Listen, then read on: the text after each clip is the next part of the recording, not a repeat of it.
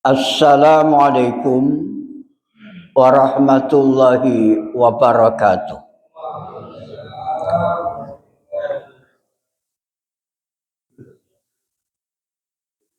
Alhamdulillahilladzi khalaqal mauta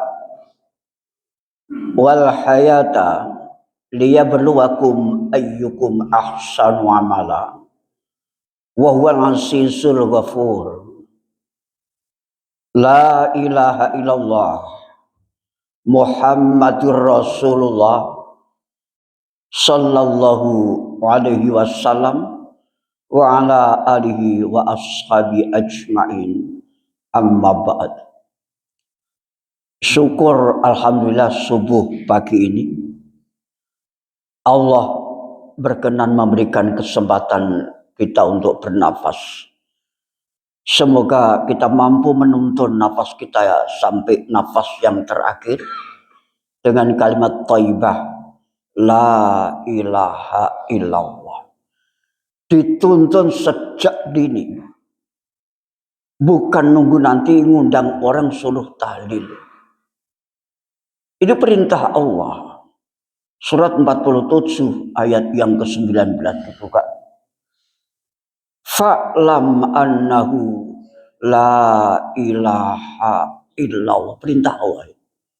Wastaghfir li dzambika lil mu'minin wal mu'minat. Terkenal tahlil. Tapi dibaca sendiri dulu. Jangan tidak baca ini nanti nunggu ngundang tetangga suruh tahlilan. Supaya clear saudara. Terjemahkan surat 47 surat Muhammad ayat 19. Monggo.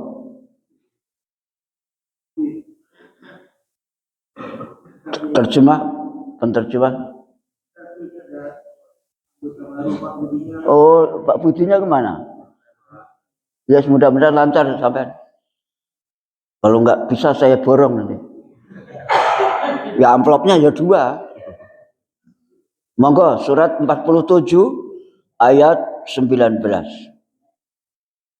Itu terkenal ayat tahlil saudara.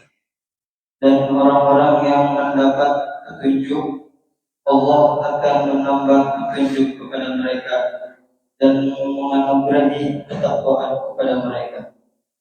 Bagus, pinter sampean. Nanti saya kasih duit untuk beli mobil merah ke Malaysia. Ojo guyu. 12 miliar itu ya, mobil yang merah yang ditumpangi orang itu. Mengapa ayat ini kami angkat saudara-saudara? Karena tema pagi ini adalah nasihat suci dari kubur. Atau nasihat suci dan bisu. Jadi kubur itu nasihat bisu saudara. Banyak yang tidak menyadari bahwa kubur itu nasihat bisu. Maka Rasulullah perhatikan betul lewat kubur itu saja Rasulullah perhatikan betul. Nah, muncul pertanyaan, kenapa Rasul setiap lewat kubur memberi salam? Orang kuburan sudah mati jadi tanah itu. Jadi cepat atau lambat kita ini akan kembali produk pertama saudara. Tanah kembali tanah. Kita buka surat 7, surat Al-A'raf ayat 25 ya. Selawe nggak ngerti sampai. Dan surat 20 ayat 55 yang telah nyatet silakan, yang punya HP dibuka, yang nggak banyak HP, nggak bawa HP ya tidur saja. Coba terjemahkan itu surat 7 ayat yang ke-25 itu. Tanah kembali tanah. Kita nanti ke kuburan jadi tanah juga kecuali Rasul. Silakan surat 7 ayat 25. Allah berfirman, di sana kamu hidup, di sana kamu mati, dan dari sana pula kamu akan dibangkitkan. Baik. Surat 20 Toha ayat 55. Itu juga ayat menerangkan kita ini mau atau tidak mau, suka atau tidak suka, cepat atau terlambat. Mudah-mudahan ibu panjang umur karena yang tukang masak ya. Kiai belakangan saja Kiai.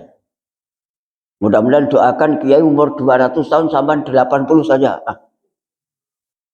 Tanah kembali tanah. Terjemahkan surat 20 ayat 55. Biar clear dulu. Jadi tanah kembali tanah. Darinya tanah, itulah kami menciptakan kamu, dan kepadanya lah kami akan mengembalikan kamu. Dan dari sana kami akan mengeluarkan kamu pada waktu yang lain. Ya, baik. Dari tanah kembali ke tanah. Nanti akan dikeluarkan lagi oleh Allah. Sempurna lagi. Digiring oleh malaikat sesuai dengan gerombolannya, Pak. Sampai ini rombongan mana? Jadi nanti Zumaro. Bukan Ustadz Zumar itu anggota saya Ustadz Zumar ya. Zumar itu berbondong-bondong sesuai dengan kumpulannya, Pak. Gerombolan Pemalang, ikut Pemalang. Gerombolan Solo, ikut ke Solo, Pak. Gerombolan Malaysia, ikut Malaysia. Itu ayat, Pak. Zumar. Maka ada wasiqal ladzina kafaru ila jahannama zumara. Juga ada wasiqal ladzina taqaw rabbahum ilal jannati zumara. Rombongan Al-Husna, Pak. Rombongan koruptor, Pak. Rombongan sertifikat palsu. Nggak main-main ini ayat ini. Bangun dari kubur itu nanti sudah ditunggu, Pak. Kita ini akan digiring oleh malaikat Ridwan atau malaikat Malik, Pak. Sesuai dengan rombongannya. Maka Nabi Ibrahim dapat wahyu, semoga anak cucunya mau berkumpul dengan orang soleh. Surat 26 ayat 83. Ini penting, saudara. Nah, di Jawa dilakukan tombo ati ono limo. Di antara kumpul orang soleh. Rabbi habli hukma wa alhiqni bis shalihin. Saudara ngaji di sini nih mencari surga, saudara. Insya, karena di masjid ini orang soleh. Di istana, di gedung parlemen, wah sulit nyanyi orang soleh di istana, Pak. Di gedung DPR lebih sulit lagi. Apalagi di KPU, sulit lagi. Mau nyari orang soleh di masjid, titik. Terjemahkan surat 26, surat Asy-Syu'ara ayat 83. Itu doa Nabi Ibrahim itu. Ya Allah, terjemahkan. Nabi Ibrahim berdoa, ya Tuhanku, berikanlah kepadaku ilmu dan masukkanlah aku ke dalam golongan orang-orang yang soleh. Tuh, rombongan orang soleh, saudara. Semoga bapak-bapak, ibu-ibu rajin sholat jamaah di masjid, insya Allah. Rajin ngaji, saudara. Jadi saudara nanti juga dikirim, bisa ketemu saya, insya Allah. Insya Allah. Jamaah saya banyak juga. Ada yang ketemu, ada yang enggak nanti. Kita lanjut, saudara, bahwa cepat atau lambat kita ini akan diantar oleh saudara kita ke kuburan. Pertama, nasihat suci dan nasihat bisu dari kuburan. Di Sahih Muslim, Sahih Bukhari. Rasulullah bersabda, Ja'a rajulun sa'ala Rasulullah sallallahu alaihi wasallam. Suatu saat sahabat Umar datang kepada Rasul, menanyakan kepada Rasul, Ayul muslim khair ya Rasul? Muslim yang terbaik mana ya Rasul? Mana muslim yang terbaik Rasul? Mohon jelaskan kepada kami. Kala Rasul menjawab, tut'imut ta'amul masakin wa taqra'us salam. Berikan makan kepada orang miskin, sebarkan salam. Hadis selanjutnya, kecuali Rasul anjurkan menyebarkan salam, sebarkan senyum. Ditambah lagi Rasul, jangan putus silaturahim. Umar bertanya, mengapa harus kita sebarkan salam Rasul? Salam itu doa. Kalau saudara sering menyebarkan salam, saudara juga akan didoakan oleh orang lain. Dengan catatan seiman seagama. Titik. Jadi assalamualaikum itu seiman seagama. Atau sampai surat 20 surat 4 coba dibuka. Ini dalil masalah salam ya. Jadi penting Quran harus jelas, hadis sudah jelas. Jadi nasihat pertama adalah sebarkan salam. Dan setiap lewat kubur berilah salam. Terjemahkan surat 4 ayat 86. Itu dalil yang Allah perintahkan untuk salam seiman seagama. Monggo. Dan apabila kamu dihormati dengan suatu salam penghormatan, maka balaslah penghormatan itu dengan yang lebih baik, atau balaslah penghormatan itu yang sepadan dengannya. Sungguh Allah memperhitungkan segala sesuatu. Kata Allah, kalau diberi salam oleh seiman seagama, assalamualaikum, jawablah yang lebih sempurna. Atau paling tidak, jawablah yang sepadan. Assalamualaikum, waalaikumsalam. Itu sepadan. Allah sendiri menjelaskan itu. Lebih sempurna, lebih bagus. Assalamualaikum, waalaikumsalam warahmatullah. Atau sampai waalaikumsalam warahmatullahi wabarakatuh. Al-Quran ini saudara. Betapa pentingnya menyebar salam itu. Jangan diam kalau ketemu seiman seagama. Rasulullah itu selalu nyolong salam. Bahkan Rasulullah sering mendahului salam sebelum disalami sahabatnya. Ini tarbiyah pendidikan. Maka dulu zaman kuno orang Jawa itu. Kula nuwun. Orang sudah permisi. Telah banyak para ulama-ulama tersebar di dunia, di Indonesia. Alhamdulillah sudah hilang sekarang. Walaupun kula nuwun tapi belakangan kula nuwun. Assalamualaikum, kula nuwun. Assalamualaikum, permisi. Assalamualaikum, permios. Tapi salam dulu. Ada yang belum paham, ketok pintu sampai jebol kancing pintunya. Ya Allah. Ini salam itu Al-Quran. Baik, nasihat suci pertama dari kubur adalah saat lewat kubur Rasulullah anjurkan ada 3 bentuk ya doa dalam Quran Sahih Muslim ini. Rasulullah mengucapkan salam pertama, assalamualaikum ahlan diyar. Fa inna insya'allahu bikum lahikun. Pertama. Kedua, assalamualaikum ahlal kubur. Fa inna insya'allahu bikum lahikun. Assalamualaikum ahlan diyar minal mu'minin wal mu'minat. Ada tambahnya itu. Fa inna insya'allahu bikum lahikun. Terus muncul pertanyaan. Sebelum saya tanya dulu, saya jawab sendiri. Bagaimana memberi salam? Apakah orang di dalam kubur itu bisa ngomong? Awas, ingat-ingat itu. Ini pertanyaan yang sulit. Kalau tidak ulama yang ahli Quran, pelongo Pak, nggak bisa jawab Pak. Bagaimana salam itu udah mati kabeh kok.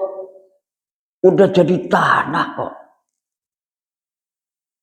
Ingat-ingat tuh, roh itu urusan Allah, kembali kepada Allah. Kita buka ini supaya saudara jelas ya, supaya nanti tidak tanya. Bagaimana tak disalam yang dia sudah jadi tanah? Siapa yang jawab salam itu? Ini penting ngaji ini. Inilah pentingnya kajian tafsir, saudara. Coba kita buka tentang ruh. Surat 17 ayat yang ke-85. Yas'alunaka 'anir ruh. Qulir ruhu min amri rabbi wa ma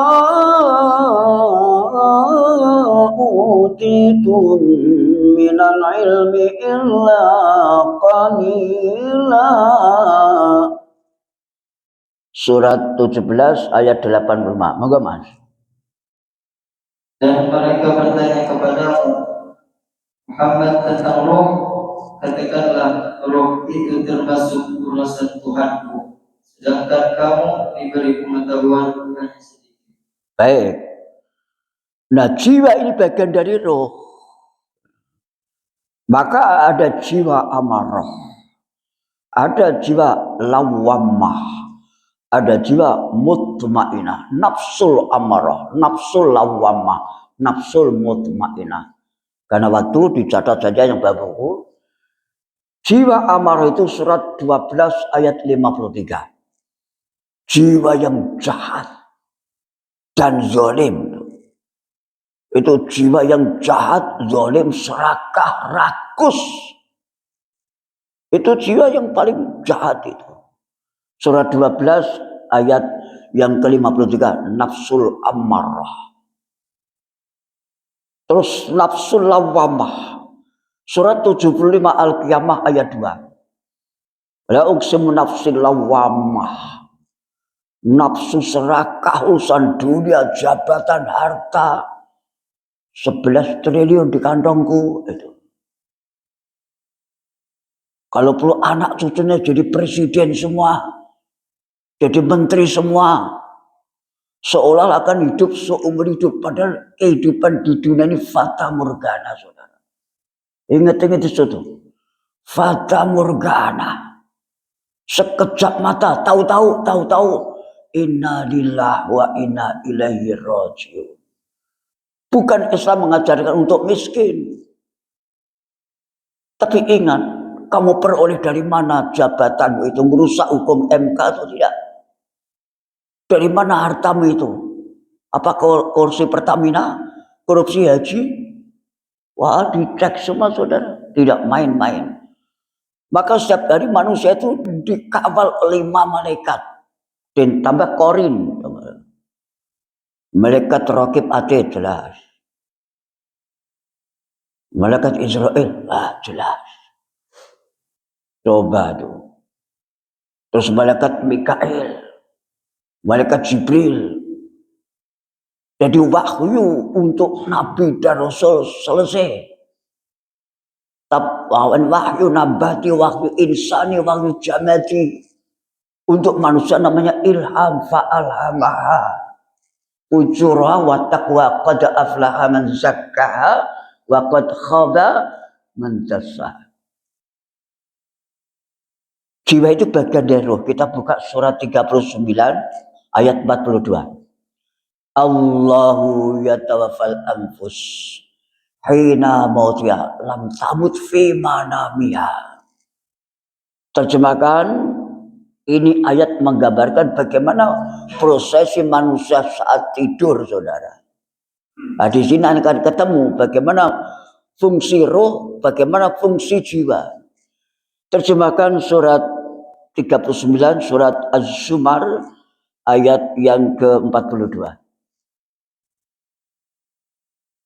Allah memegang nyawa seseorang pada saat kematiannya, dan nyawa seseorang yang belum mati ketika dia tidur, maka dia tahan nyawa orang yang telah dia tetapkan kematiannya, dan dia lepaskan nyawa yang lain sampai waktu yang ditentukan.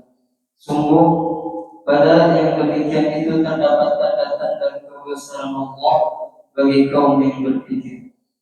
Siapapun ulama di dunia tidak akan berani menjelaskan secara utuh tentang roh. Kenapa? Allah sudah sumpah di situ. Aku beri ilmu cuma sedikit. Qalila tadi. Wa utitu minal ilmi illa qalila. Dalam tafsir qalilah, ilmu yang sedikit itu adalah untuk mendeteksi jiwa. Maka ada rumah sakit jiwa, ada dokter jiwa, tidak ada dokter nyawa. Maka saya nggak berani masuk ke bicara nyawa itu. Itu urusan Allah. Jiwa yang saya bicarakan. Nah, di dalam kubur itu ada azab kubur. Bulughul Maram halaman 160, hadis nomor 378. Clear itu, muttafaqun alaih. Ada azab kubur. Tapi bukan azab hakiki, tapi azab majasi. Rasulullah anjurkan untuk berdoa sebelum salam. Ingat-ingat, idza tasyahada ahadukum fi tasyahudil akhir qabla salam fasta'id billah min arba. Apabila kamu sholat sudah sampai tahiyat akhir, innaka hamidu majid, atau fil alamina innaka hamidu majid, ojo salam dulu, mohonlah perlindungan kepada Allah 4 perkara. Allahumma inni a'udzubika min adzabi jahannam wa min adzabil qabri, wa min fitnatil mahya wal mamati wa min fitnatil masihid dajjal. Clear, muttafaqun alaih. Azab kubur ini ada. Siapa yang merasakan? Karena roh sudah di tangan Allah. Roh ini disimpan oleh Allah, malaikat atas perintah Allah di Lauhil Mahfuz lagi. Karena seluruh roh manusia itu sebelum jadi manusia sudah diciptakan oleh Allah lebih dulu. Maka ada surat manusia. Terjemahkan surat 76. Itu namanya surat Al-Insan. Surat manusia, Pak. Dan ada surat jin, Pak. Ada surat semut. Ada surat gajah. Ingat-ingat itu. Terjemahkan hal ata'alal insani hina mitlah minat dahar. Surat 76 ayat 1. Supaya jelas dulu, saudara. Itu roh sebelum jadi manusia sudah diciptakan oleh Allah lebih dulu. Namanya fase azali. Silakan surat 76 ayat 1. Bukankah pernah datang kepada manusia waktu dari masa yang ketika itu belum merupakan sesuatu yang dapat disebut. Betul. Jadi roh itu setelah dicabut oleh malaikat Israel, kembali ke Lauhil Mahfuz lagi. Lah, kenapa Rasulullah salam lewat kubur? Ini jiwa yang bersangkutan dalam kubur itu menjawab. Kita buka, karena roh sudah kembali kepada Allah lewat malaikat Israel di Lauhil Mahfuz. Maka Allah tegaskan di Quran, tidak satupun makhlukmu yang akan mampu, akan kuasa untuk mendengar, memberikan pendengaran kepada ahli kubur, kecuali dengan izinku. Jadi kalau sudah innama amru idza arada syai'an ayyakula lahu kun fayakun, apapun yang tidak masuk akal jadi masuk akal. Ini jawabannya, saudara. Jadi siapapun tidak akan mampu membuat orang ahli kubur itu mendengar. Yang mampu siapa? Ya Allah. Kalau Allah berkehendak ahli kubur itu mendengar, bisa mendengar. Terjemahkan surat 35 ayat 22. Ini saya tanya, saya jawab sendiri di sini. Bagaimana salam di dalam kubur sudah mati jadi tanah kok bisa salam? Urenya tadi jiwa tadi. Jiwa amarah, jiwa lawamah, atau jiwa mutmainah. Nah, yang jiwa amarah tidak taubat sebelum mati, disumbat telinganya, Pak. Eling-eling itu. Yang menjawab, maka di situ assalamualaikum ahla diyar minal mu'minin wal muslimin fa inna insyaallahu bikum lahiqun. Salam untuk ahli kubur itu yang sesuai iman seagama, Pak. Loh, Jadi orang yang tidak seiman seagama budek. Innal ladzina kafaru sawa'un 'alaihim a'andzartahum. Loh. Khatamallahu 'ala qulubihim wa 'ala sam'ihim wa 'ala clear sudah. Betul, orang kafir, musyrik, munafik, dosa-dosa besar yang mateni wong. Dosa besar kepada Allah, kepada Rasulullah, tidak tobat sebelum mati. Itu budek, Pak. Sumum bukmun umyum fahum. Jadi salam lewat kubur itu yang menjawab mukmin sejati, muslim kafah. Clear. Terjemahkan surat 35 ayat 22. Dan tidak pula sama orang yang hidup dengan orang yang mati.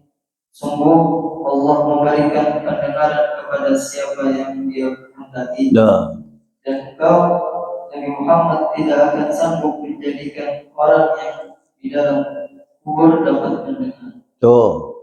Allah yang akan maha mendengarkan orang ahli kubur itu. Masya Allah. Jadi Quran atau tafsir kalau sudah dipaparkan oleh ahlinya, ya Allah, hidup semua ayat itu.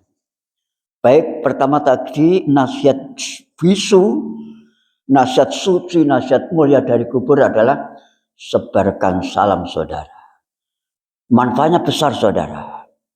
Pertama, tidak akan terjadi orang itu saling, kalau Jawa ngenengke, Pak. Saling mendiamkan, apalagi lebih 3 hari. Sekeras apapun kalau udah dengar assalamualaikum, walaupun kepaksa, Pak, salam. Orang kalau baru satron ya, baru tidak baik kan, assalamualaikum, salam. Enggak ikhlas, Pak, karena belum rukun gitu loh. Bahkan Nabi jangan sampai, apalagi melampaui 3 hari, neng-nengan ditulis, neng-nengan, saling mendiamkan, saling tidak menyapa, enggak boleh itu. Sejelek apapun tetanggamu itu tolong, jangan sampai saling mendiamkan. Apapun permasalahannya bisa dirembuk kok. Masalah apa saja bisa dirembuk, mau atau tidak. Jangan yang mudah dipersulit, yang sulit dipermudah. Apa? Tidak boleh itu. Saudara sama istrimu, sama suamimu mungkin pernah dongkol kok, tapi jangan saling mendiamkan sampai lebih 3 malam. Kacau saudara, puyeng malah nanti. Tolong jangan sampai neng-nengan karo bojomu ya. Sejelek apapun, seburuk apapun, sebesar apapun kesalahan istrimu atau suamimu, ojo, jangan sampai mendiamkan. Ya saling memaafkan, namanya restoratif justice lah. RJ ya, RJ. Betul itu, RJ itu betul. Saling memaafkan. Tapi lihat dulu, itu yang bisa saling memaafkan itu, kesepakatan, kesepahaman damai itu adalah hablum minan nas. Hablum minallah, hablum minan nas. Personal. Nah, kalau dosanya sudah menyangkut 300 juta rakyat Indonesia, enggak bisa begitu, Pak. Harus keluar nuwun per rumah itu. Kalau saya salah misalnya sama Pak Taufik misalnya, yang salah minta maaf, walaupun lebih tua atau lebih muda. Itu personal. Tapi kalau saya dosa seluruh jamaah ini, saya harus ke rumah. Kalau nuwun minta maaf, Pak, nggak bisa serta merta RJ seperti itu. Nggak semudah itu, nggak segampang RJ itu ya.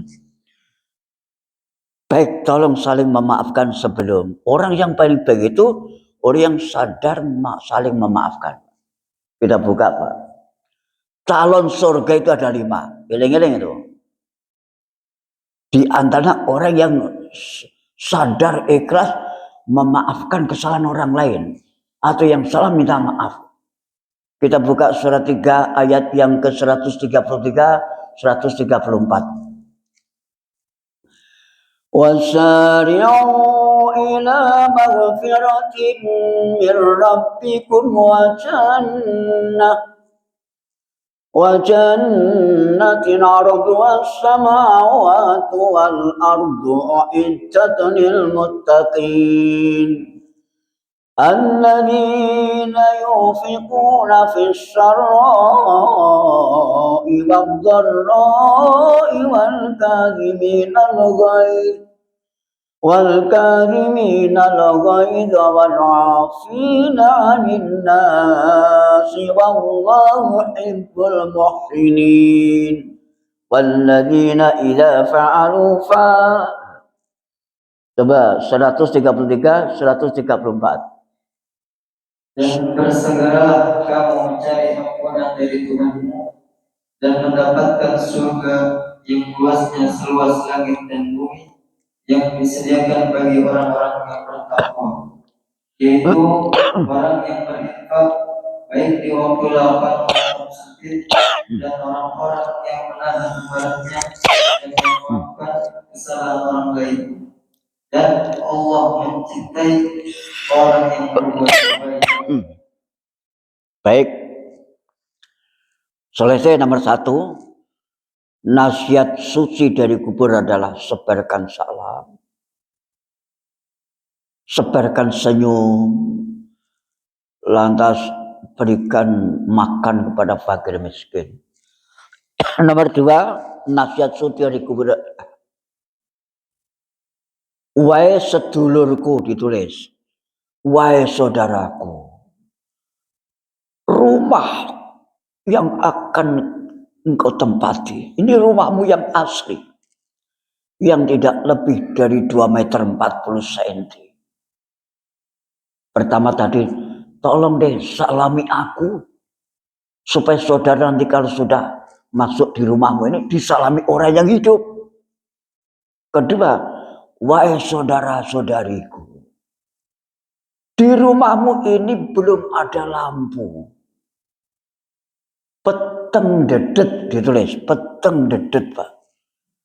Gelap gulita, tidak ada lampu. Tolong deh, siapkan lampu dari Depkes 2. Kalau kamu tidak ngerti lampunya, ngaji setiap akad keempat. Apa lampu yang mau bawa ke rumahmu yang asli itu? Betul sedulur, tidak ada lampu. Gelap gulita, peteng dedet, banyak nyamuk, saudara. Baunya pun bau apek. Tolong, bawa lampu, saudara. Nah, pertanyaannya, lampunya apa, Pak?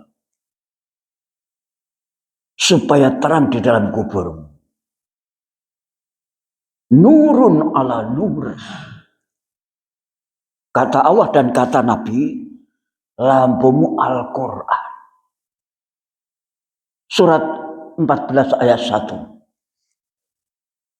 Alif Lam Ra. Kitabun anzalnahu ilaika litukhrijan nasa minaz zulumati ilan nur. Minaz zulumati ilan nur biizni rabbihim ila siratil azizil hamid.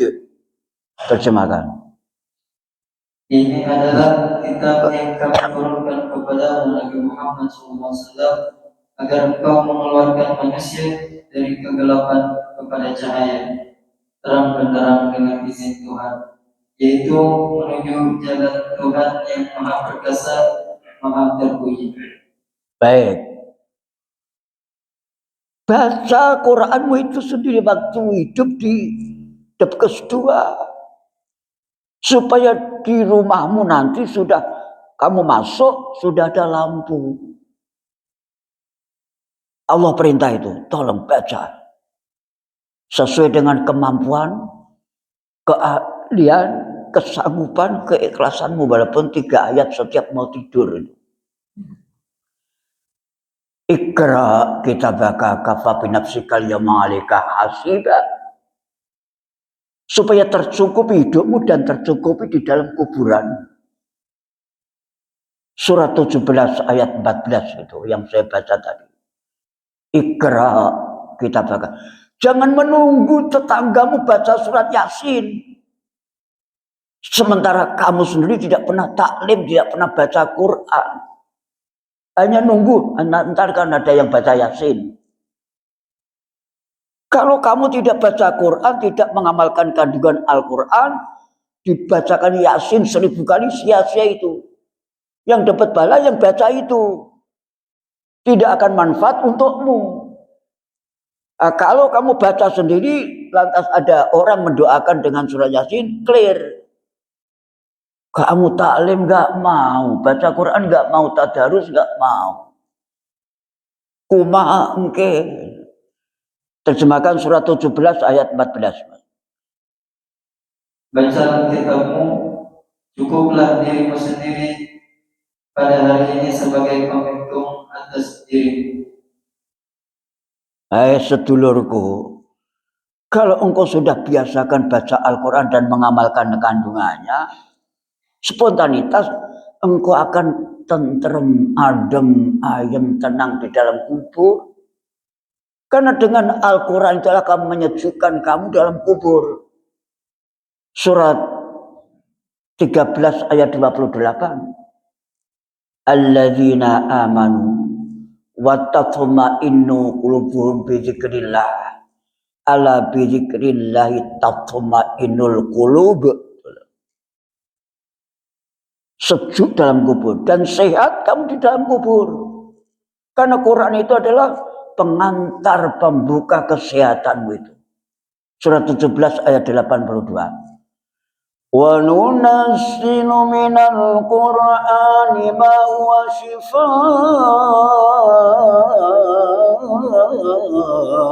wa rahmatul lil mu'minin wa la yasitul zalimina illa khasara.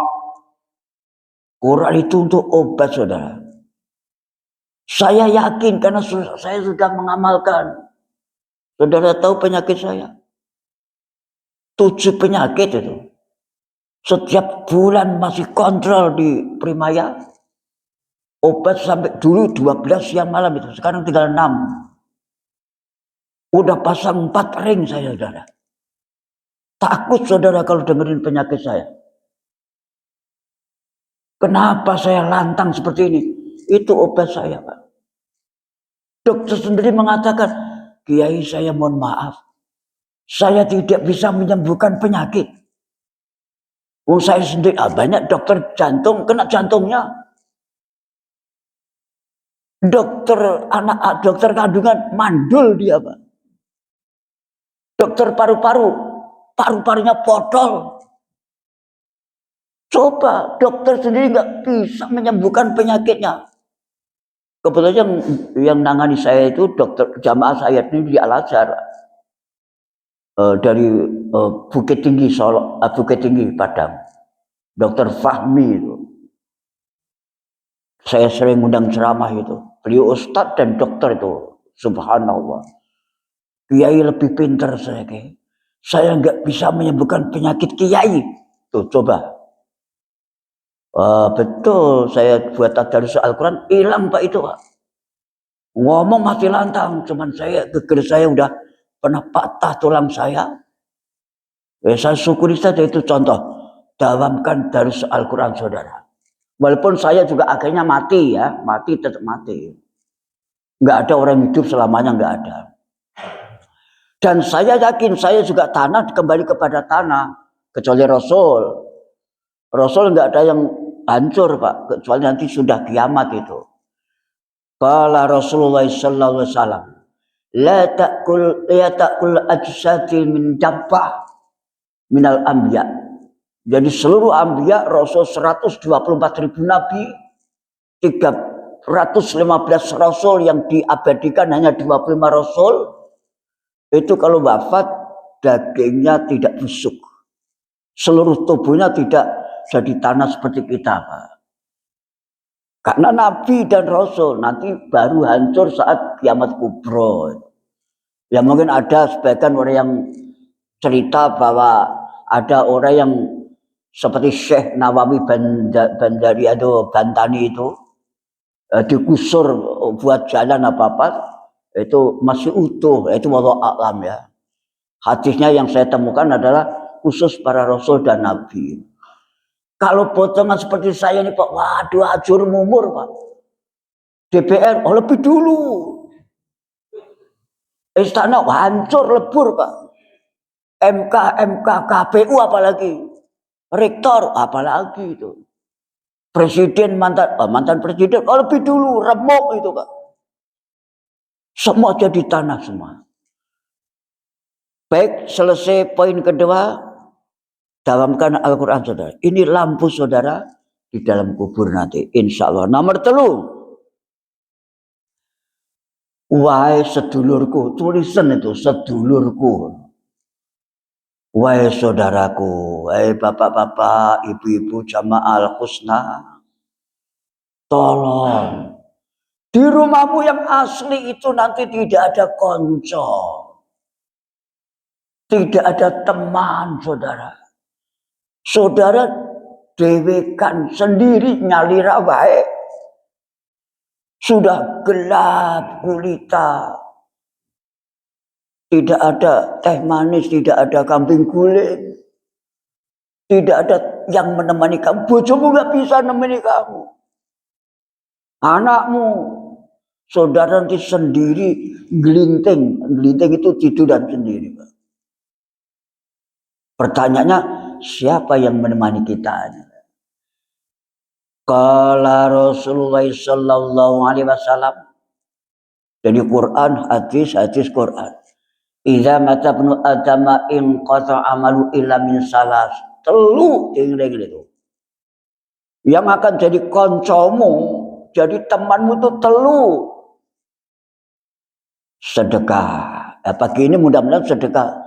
Jamaah bapak-bapak, ibu-ibu 1000 diganti Allah 700.000. Surat Al-Baqarah 261. Yang bersedekah pahalanya itu 1000 jadi 700.000. 100 jadi 700. Yang tukang makan Pak. Dapat pahala Pak. Tapi sidik. Kayak saya tukang makan ini sekedik Pak. Nah yang sedekah itu ya Allah tolong sedekahkan Pak. Itu konco di dalam kubur nanti sedekah itu. Kedua adalah taklimu itu. Ini jadi temanmu di kuburan saudara. Ketiga koncomu adalah putra putrimu. Dengan catatan yang soleh.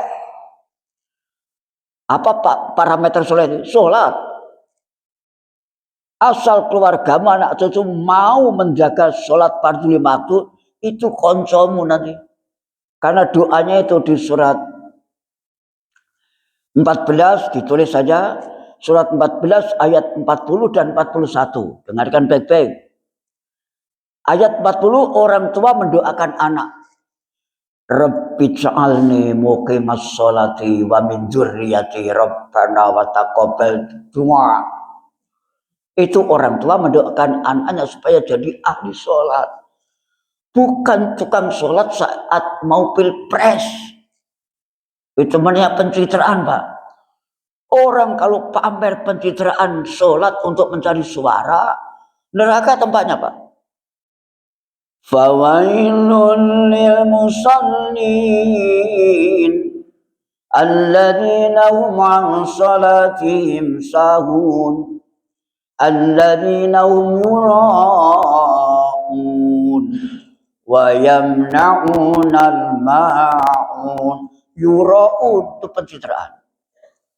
Yang dimaksud bisa jadi koncomu di dalam kubur adalah ahli sholat. Bukan tukang sholat. Terjemahkan surat 2 ayat 238. Ini yang dimaui Allah. Hafidhu ala sholawati was salatil wusta wa qumu lillahi qanitin. Jagalah seluruh sholatmu. Silahkan surat 2 ayat 238. Semoga anak kita menjadi orang yang ahli sholat. itu jadi konco di kuburan, doanya itu. Peliharalah semua sholat dan sholat wusta dan laksanakan sholat karena Allah dengan khusyuk. Baik, supaya saudara paham apa itu wusta. Wusta itu pertengahan.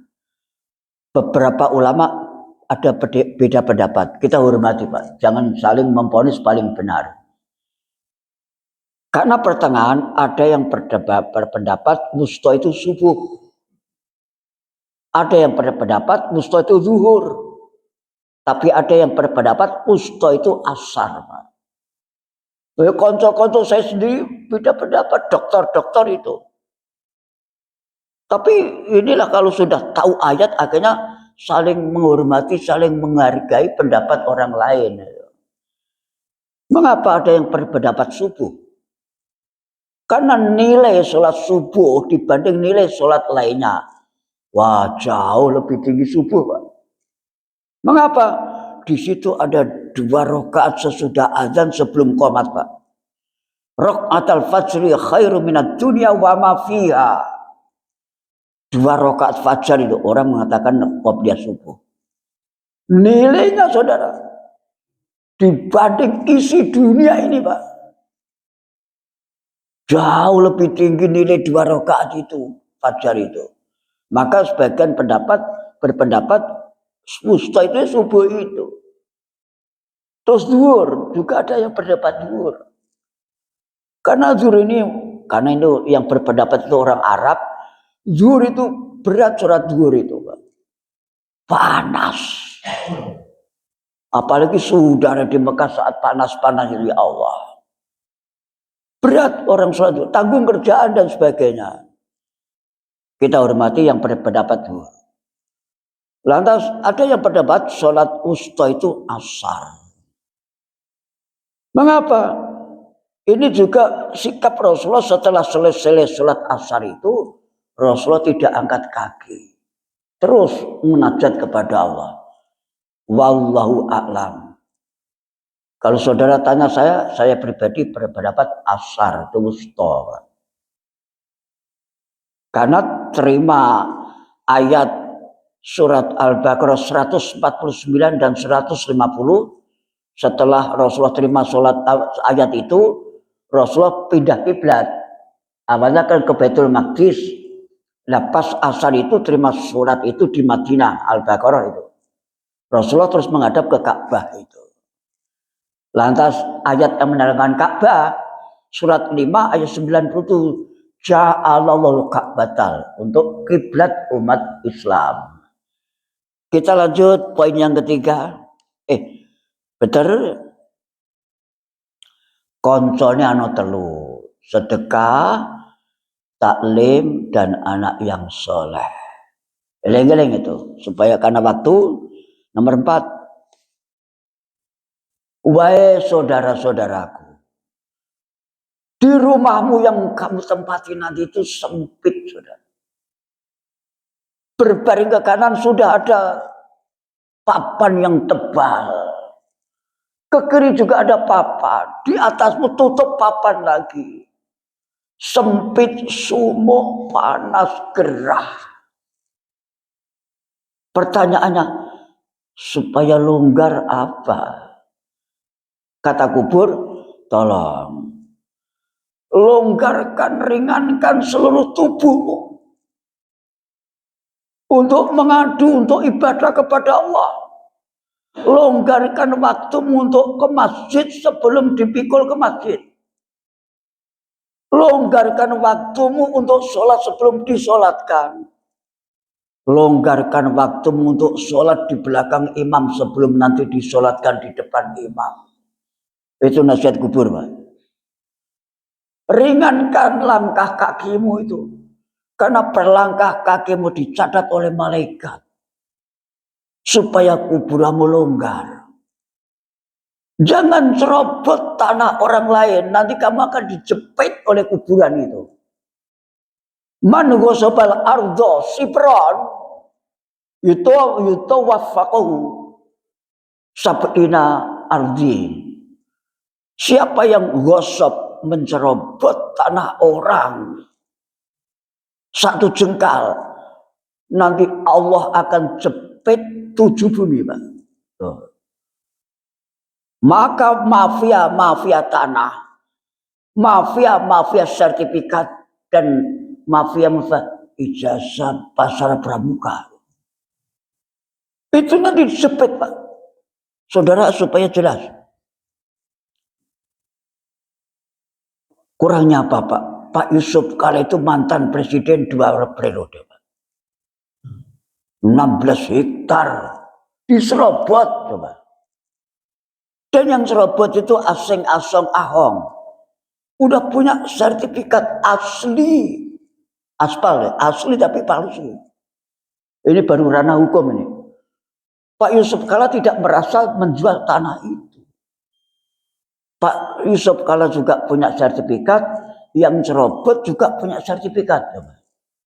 Nah itu yang cerobot itu nanti dijepit bumi 7 bumi, saudara. Ya Allah ya Rasulullah. Baik, selesai nomor 4, sekarang nomor 5. Nasihat suci dan nasihat bisu dari kubur, saudara-saudara, dengarkan. Hai saudara-saudaraku, saudara-saudariku yang sudah punya rumah ini, tolong rumahmu itu panas. Karena tidak ada AC, tidak ada kipas angin, boro-boro makan minum gak ada. Panas bener, saudara. Pertanyaannya supaya dikubur itu adem. Jangan bikin susah orang lain. Jangan bikin sedih orang lain. Jangan mempersulit orang lain. Jangan bikin panas hati orang lain. Tukang fitnah, tukang teror, itu bikin goncang, bikin panas hati orang lain, Pak. Ingat-ingat itu. Apa yang telah disampaikan Hasyim Joyokusuma, adiknya Prabowo. Teror 3 kali nyawa. Dan juga BES juga pernah terancam nyawanya. Bikin panas hati sekeluarga. Supaya di dalam rumahmu yang asli, yang tidak lebih dari 2 meter 40 cm itu, supaya adem. Kala Rasulullah Sallallahu Alaihi Wasallam, perbanyaklah tasbih, itu AC-mu dalam kubur. Kalimatani khafifatani ala lisan, sakilatani fil misan, habibatani ilar rahman. Kul subhanallahi wa bihamdi subhanallahil. Demikian, saudara. Qurannya surat 17 ayat 44 itu tentang tasbih.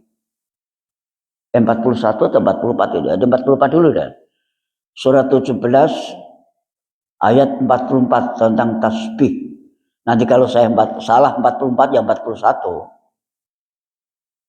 Silakan surat 17 Al-Isra ayat 44. Langit yang 7, betul, bumi dan semua yang ada di dalamnya bertasbih kepada Allah. Dan tidak ada sesuatu pun melainkan bertasbih dengan memujinya, tetapi kamu tidak mengerti tasbih mereka. Sungguh Dia Maha Penyantun, Maha Pengampun. Coba kita buka, malaikat juga ikut bertasbih. Surat 13 ayat 13. Petir, Pak, ikut tasbih. Den, itu tasbihnya petir, Pak. Tasbihnya malaikat dengan sayap-sayapnya. Malaikat yang bersayap 2 juga bertasbih dengan 2 sayap. Malaikat yang bersayap 3 juga bertasbih dengan sayap 3. Malaikat yang bersayap 4 juga bertasbih dengan 4 sayap. Terjemahkan surat 13 ayat 13 penutup, setelah itu tanya jawab. Sama dulu persiapkan tanyanya. Saya ngangel-ngel kalau tanya aja yang gampang-gampang. Silakan. Dan guru bertasbih memujinya. Betul. Demikian pula para malaikat karena takut kepadanya. Betul. Dan Allah melepaskan halilintar lalu menimpakannya kepada siapa yang Dia kehendaki. Sementara mereka berbantah-bantahan tentang Allah dan Dia Maha keras siksa. Baik, semua makhluk yang ada di permukaan bumi ini bertasbih. Jin yang mukmin bertasbih. Pohon-pohon, kayu-kayu, burung-burung semua bertasbih. Itulah sebagai AC di dalam kubur.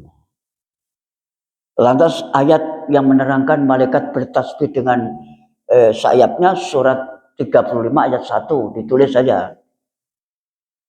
Alhamdulillahi fatiris samawati wal ardi, ini malaikat.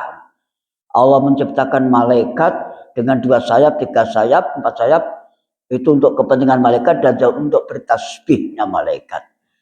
Terima kasih. Silakan tanya jawab yang kaitan dengan tema nasihat suci dari kubur. Boleh bapak-bapak atau ibu-ibu bertanya di luar materi boleh.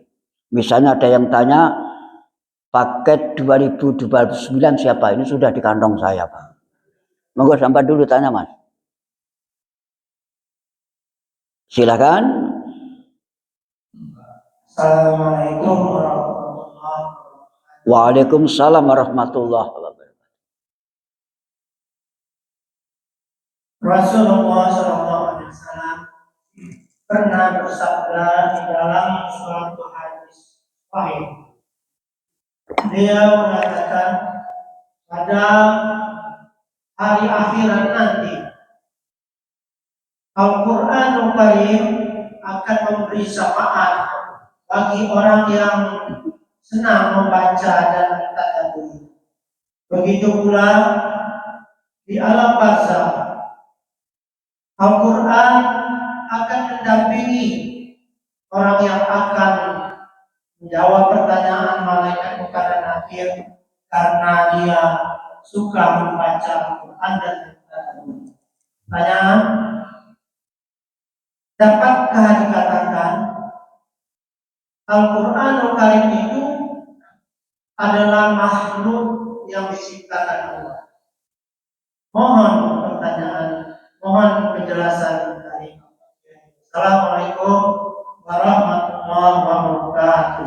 Waalaikumsalam warahmatullahi. Ada khaliq, ada makhluk. Selain Allah itu namanya makhluk. Jadi Al-Quran itu termasuk makhluk. Kalam ilahi. Selain Allah namanya makhluk. Surat 15 ayat 9. Dicatat baik. Surat 15, surat Al-Hijr ayat 15. Itu yang menerangkan bahwa Al-Quran ini pun juga makhluk. Inna nahnu nazzalna dzikra wa inna lahu lahafizun. Kamilah yang menciptakan Al-Quran ini. Dan kami pula lah yang menjaganya. Itu clear. Selesai. Terus 2. Betul di dalam Al-Quran itu Al-Quran itu bisa membantu pertanyaan malaikat munkar nakir saudara. Sepanjang saudara ainul yakin membaca dan mengamalkan. Rasulullah bersabda, khairukum man ta'allama al-Quran wa 'allamahu. Sahih Muslim.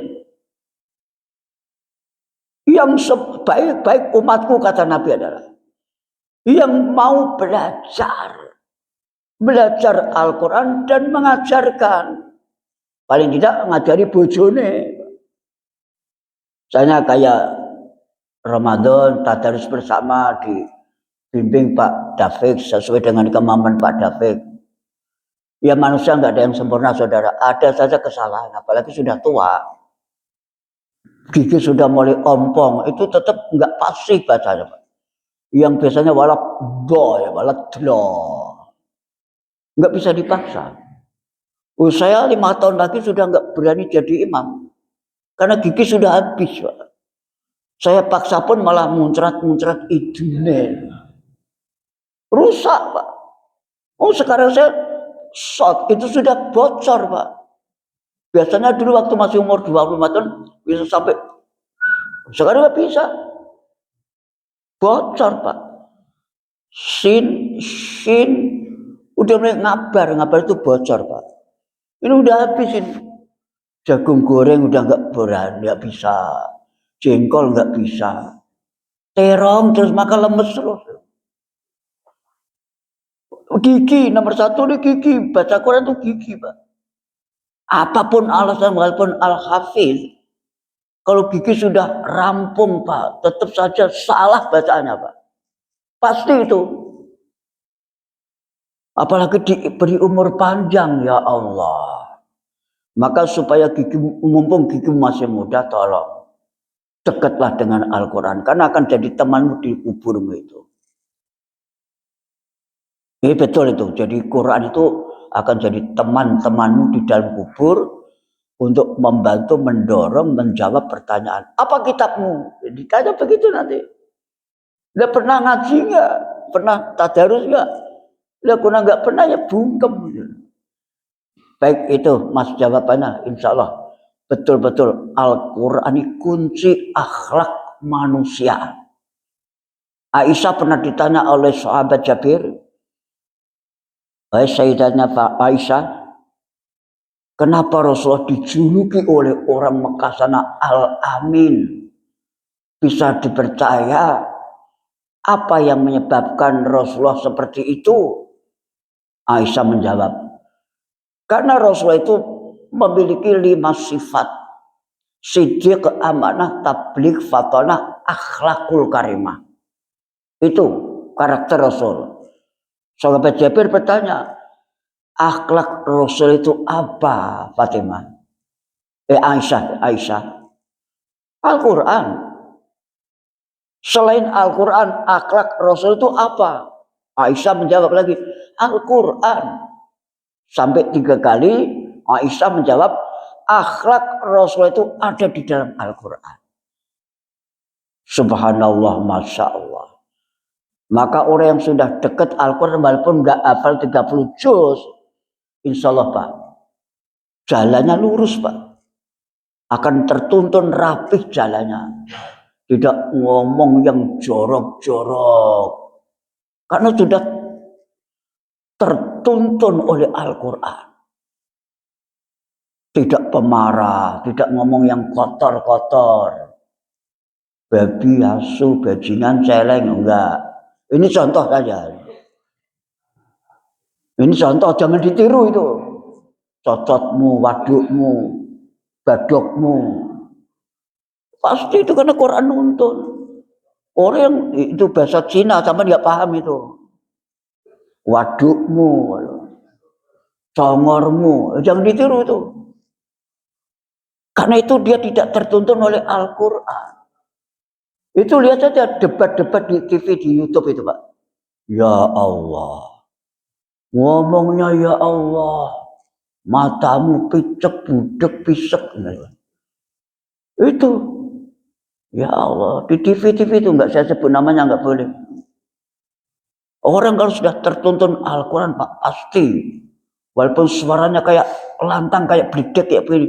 Tapi tertuntun, tidak ada kata-kata kotor. Itu contoh saja, jangan ditiru itu.